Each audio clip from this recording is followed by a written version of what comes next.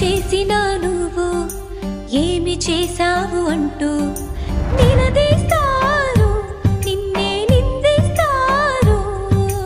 ఏమి చేస్తావు నీవు, ఎంత ఆపేవు నువ్వు, అవసరమే అవకాశంగా అందుకుంటారుగా, నిన్నే అల్లుకుంటారుగా. అక్కర తీరితే అక్కడ నిన్నే విడిచిపోతారుగా, నువ్వు గుర్తుకే రావుగా.